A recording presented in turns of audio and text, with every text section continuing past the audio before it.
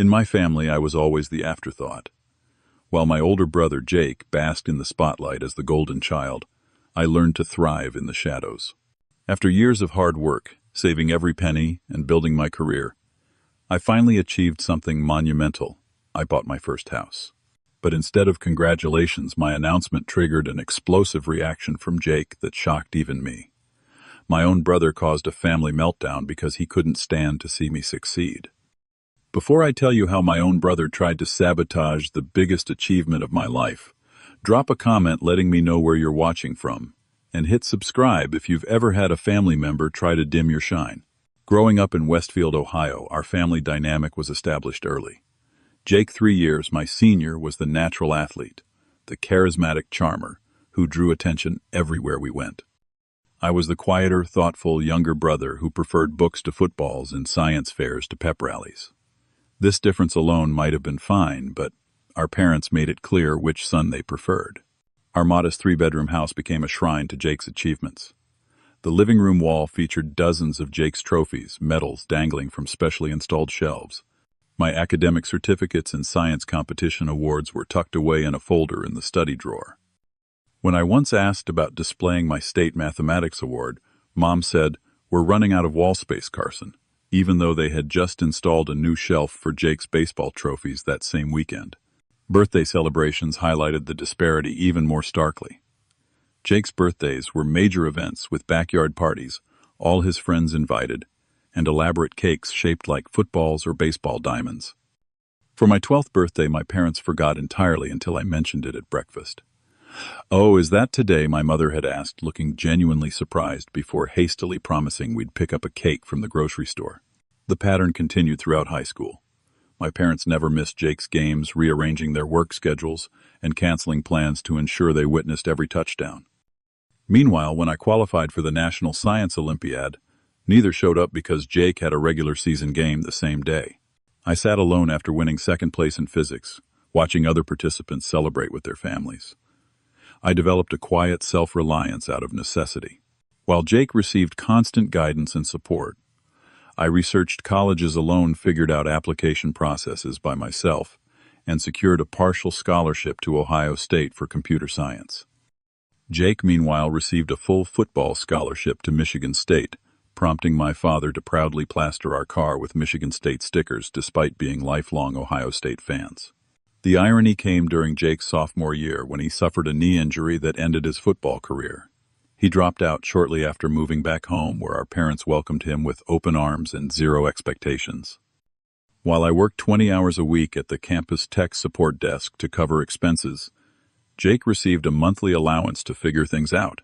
I graduated with honors, a fact mentioned briefly during a family dinner that quickly turned to speculation about Jake's potential career paths.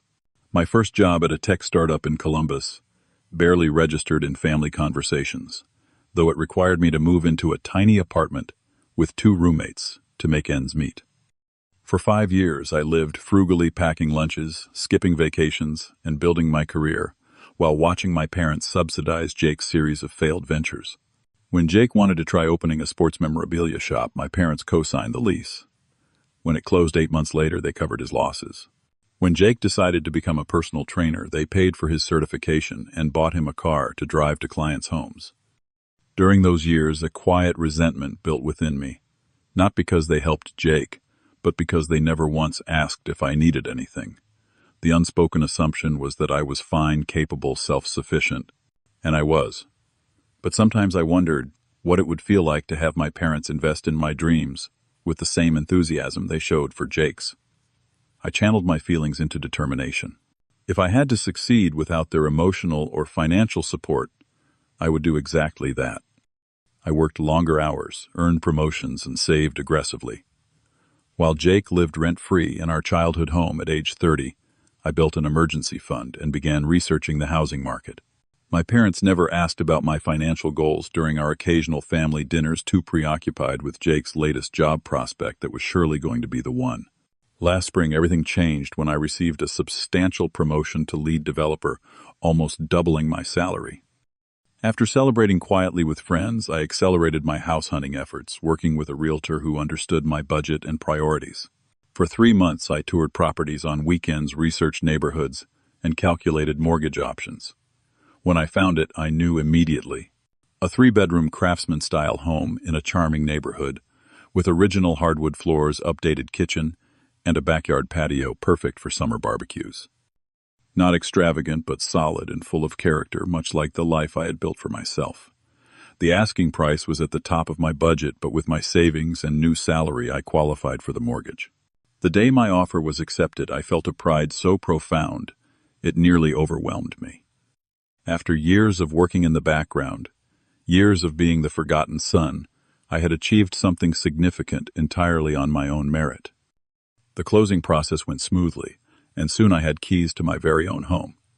Despite our complicated history, I wanted to share this milestone with my family. I scheduled my announcement for Sunday dinner, a monthly tradition my mother insisted upon to maintain family cohesion. I arrived at my parents' house with a bottle of champagne hidden in my car, hoping we might toast to my news. The scene that greeted me was painfully familiar. Mom buzzing around Jake, asking if he wanted more potatoes before he had taken a bite of his first serving. Dad inquiring about Jake's interview at the sporting goods chain, nodding enthusiastically as Jake described the assistant manager position that seemed promising. "Carson, you're so quiet tonight," Mom finally noticed halfway through the meal. "Everything okay at work?" "Actually," I said, setting down my fork, "I have some news to share." 3 faces turned toward me with varying degrees of interest. Dad's polite attention, Mom's distracted smile, Jake's impatient glance suggesting I should make it quick so the conversation could return to him.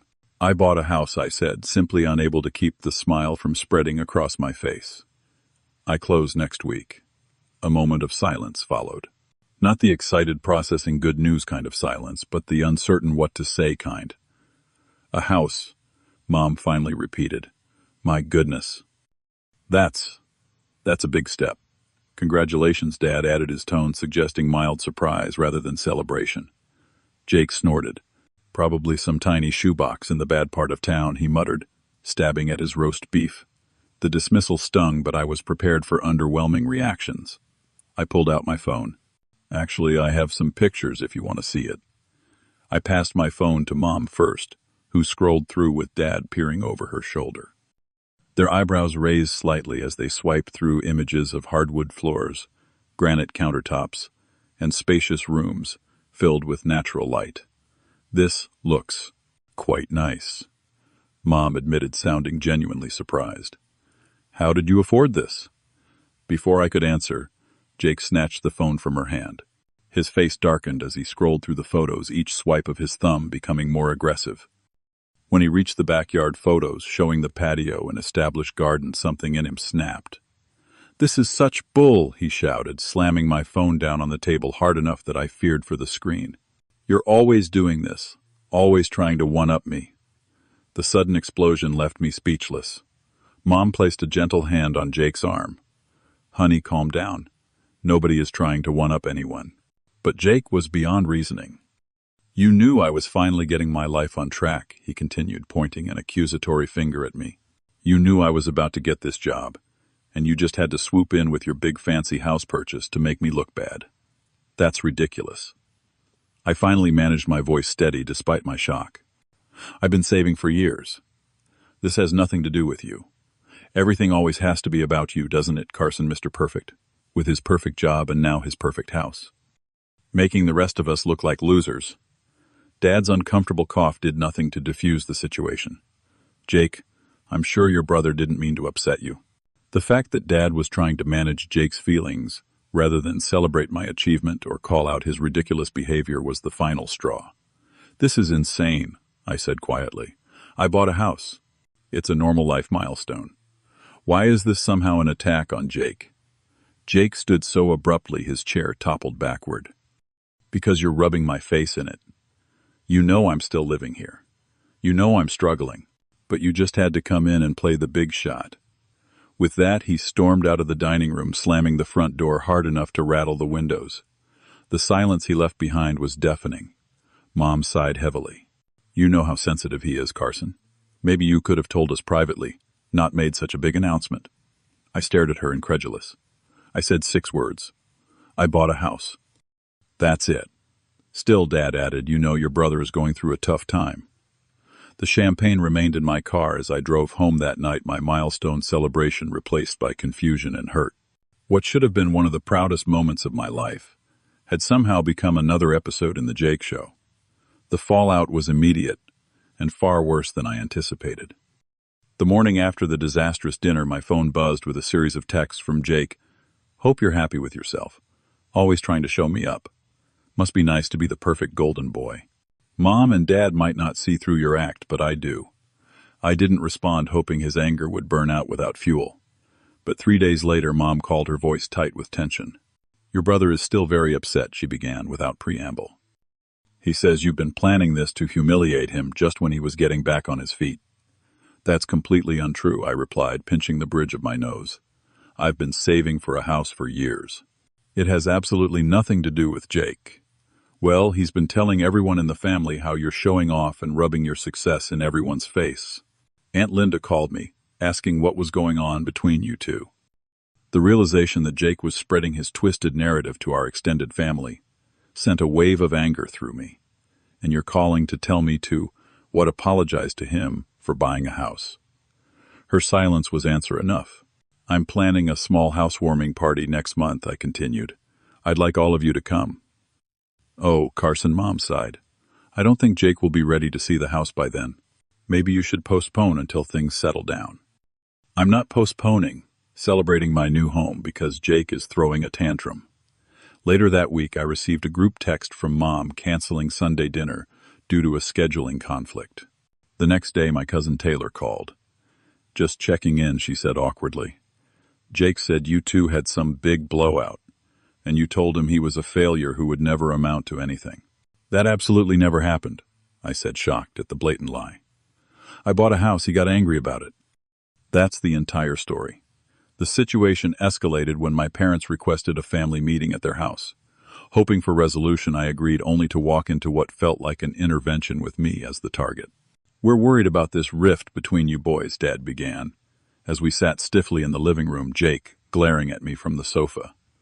There wouldn't be a rift if Carson wasn't so selfish, Jake interjected. I literally bought a house, I said, for what felt like the 100th time. How is that selfish? Mom leaned forward, her expression earnest. We understand you're doing well, Carson, and we're proud of you. But you have to understand that Jake feels replaced. Replaced as what? As the successful son, Dad said simply. The statement hung in the air, an inadvertent confession of how they'd always viewed us. Jake was supposed to be the successful one, and my success was somehow a disruption of the natural order. We were thinking, Mom continued carefully, that maybe you could help Jake with a down payment too, so he doesn't feel left behind. I stared at her in disbelief.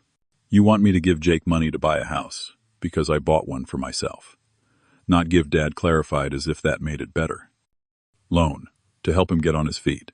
You've been helping him get on his feet for 12 years, I said, my patience finally snapping. I worked for everything I have. No one helped me with a down payment.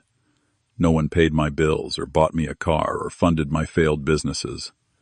Jake stood up, pointing accusingly. See, he thinks he's better than me. This is exactly what I've been talking about. I left that meeting with a clarity I hadn't possessed before. The problem wasn't just Jake's resentment. It was a family system that had cast us in roles we were never meant to break out of. The situation reached a breaking point when Jake showed up at my office unannounced.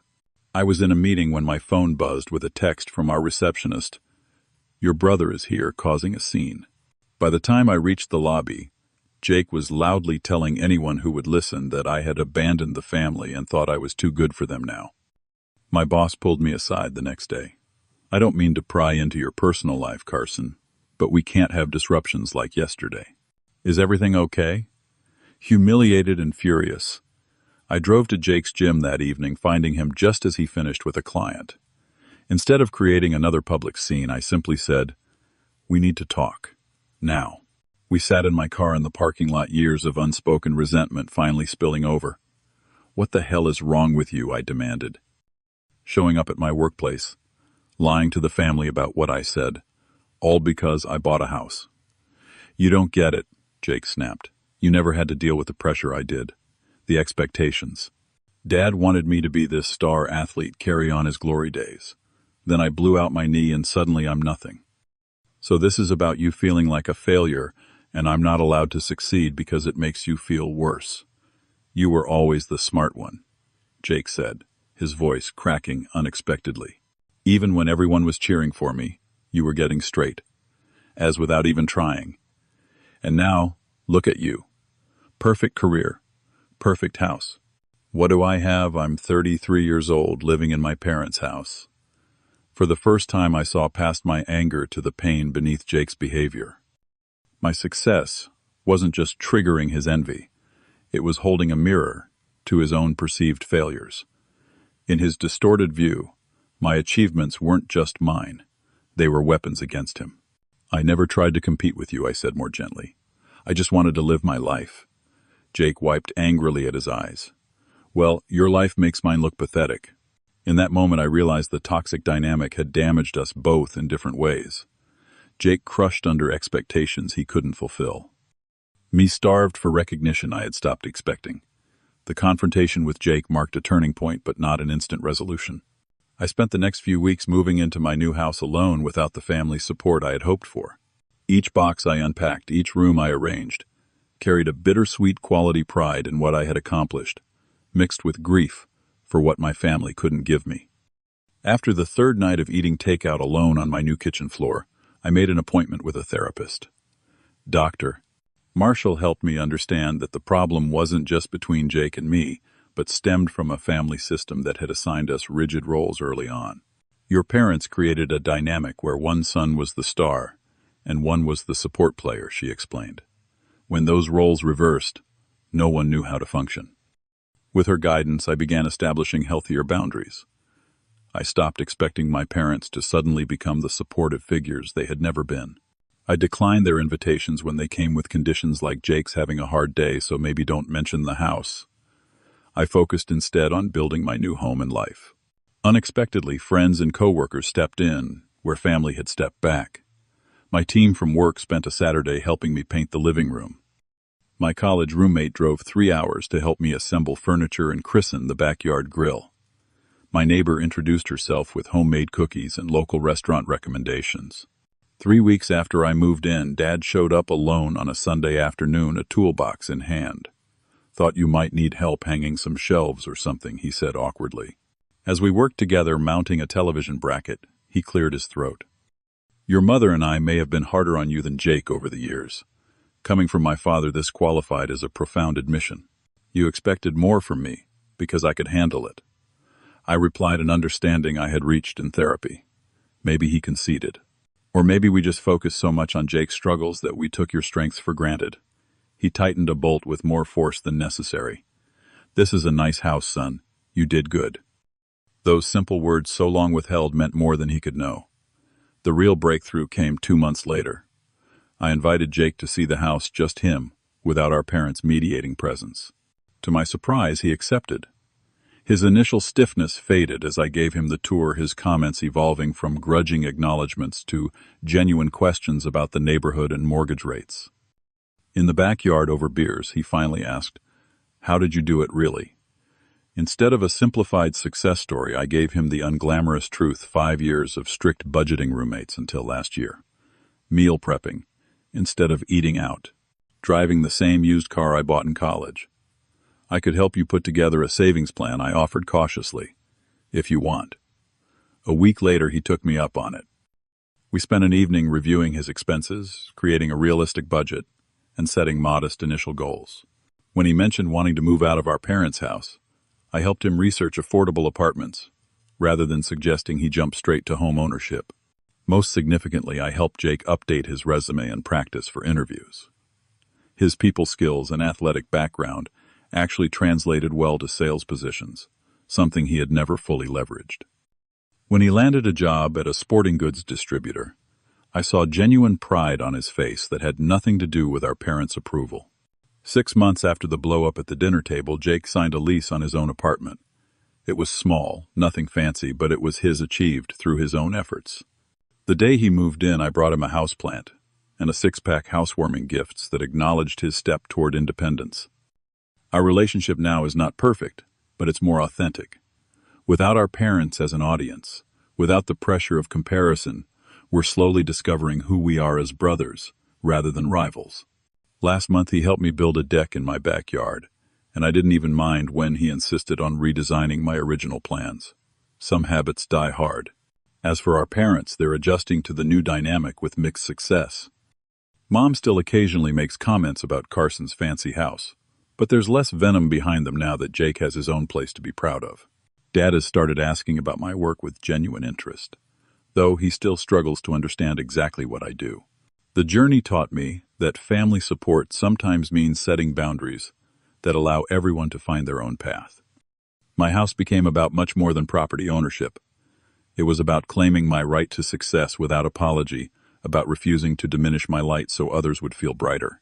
Have you ever had to stand firm when family members couldn't celebrate your success? Share your experience in the comments below. If you found value in my story, please hit the like button and subscribe to the channel for more real-life experiences about family dynamics and personal growth. Do not forget to share this video with someone who might be struggling with similar family challenges. Thank you for listening. And remember, your achievements deserve celebration, even if those closest to you sometimes struggle to provide it.